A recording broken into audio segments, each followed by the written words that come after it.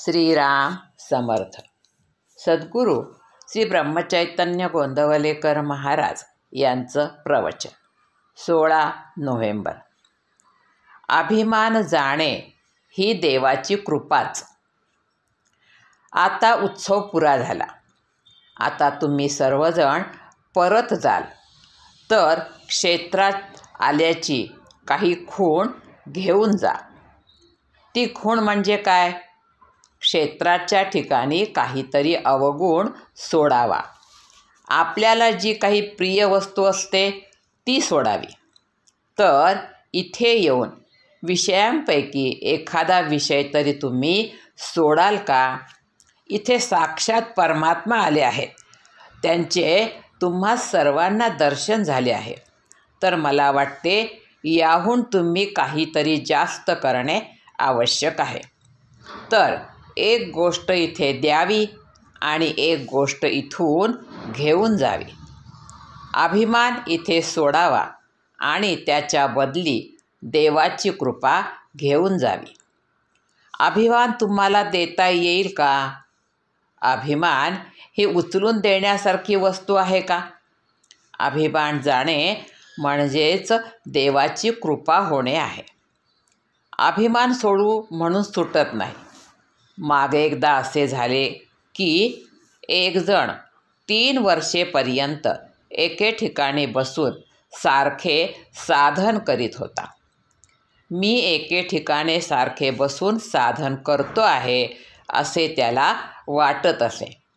एकदा त्याचे गुरु तिथून जात होते.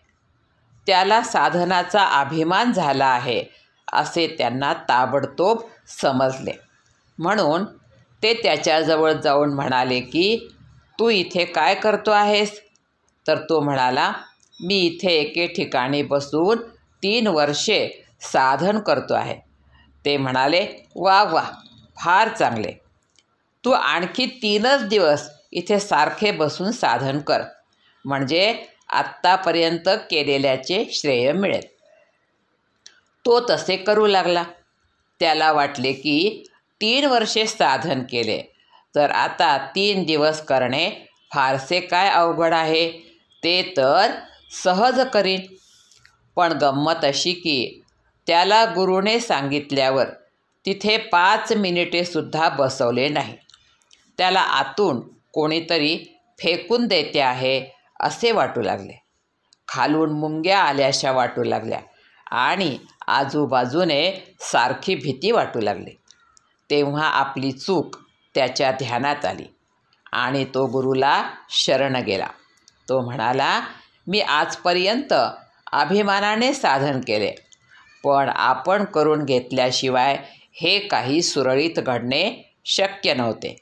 आपणच माझ्याकडून सर्व करून घेतले आणि आपण शक्ती दिली म्हणूनच माझ्याकडून हे साधन झाले, नाही तर होणे शक्य नाही.